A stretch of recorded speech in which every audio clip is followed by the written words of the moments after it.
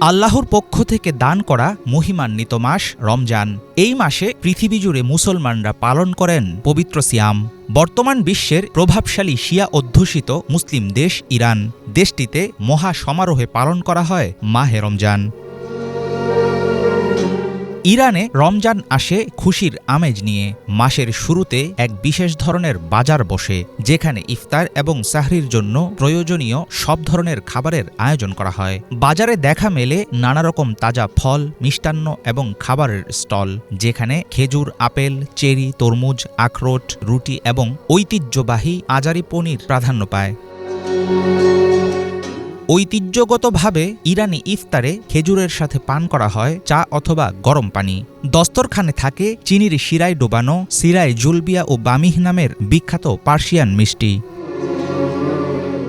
Ash রেশতেহ নামের এক জাতীয় স্যুপ ইরানের আরেক ঐতিহ্যবাহী খাবার। এই স্যুপে থাকে চিকেন নুডলস, মাঠার মতো ঝোল, সাথে দেয়া হয় পার্সলে, পালং ও পেঁয়াজের মতো বিভিন্ন উপাদান। বুটের ডাল ও মাংস দিয়ে তৈরি করা শামি কাবাব ইরানি ইফতারের অন্যতম জনপ্রিয় একটি আইটেম।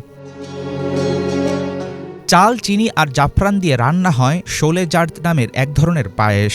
ইরানিদের পছন্দের তালিকার শুরুতেই থাকে মিষ্টান্ন জাতীয় এই আইটেম। রমজানে ইরানিদের খাদ্য তালিকায় থাকে তাজা খাবার। ইফতার আইটেমে দেখা যায় খেজুর, আপেল, চেরি, তরমুজ, আখরোট, তালিবি নামের এক ধরনের বাঙি। মধু, রুটি, দুধ, পনির রোজাদারদের অন্যতম পছন্দ। ইরানের ইফতারে টমেটো, শসা, লেটুস পাতার সালাদের সাথে দেখা যায় পুদিনা ও ধনিয়া সহ নানা রকম সুগন্ধি পাতার ব্যবহার। রমজানের সময় ইরানিরা নিজেদের ঘরবাড়ি, দোকানপাট ও রাস্তা সাজিয়ে তোলে। সাহরিতে গাওয়া হয় গজল, বাজানো হয় ঢোল। শিক্ষা প্রতিষ্ঠানে দেয়া হয় ছুটির ঘোষণা। শিয়া সম্প্রদায় অধ্যুষিত হওয়ায় আমাদের পরিচিত রমজানের রীতিনীতির সাথে কিছুটা তফাৎ আছে ইরানের। তবে পার্থক্য যতই হোক, মহান আল্লাহর সন্তুষ্টি লাভের চেষ্টাই দিন শেষে সিয়ামের প্রকৃত উদ্দেশ্য।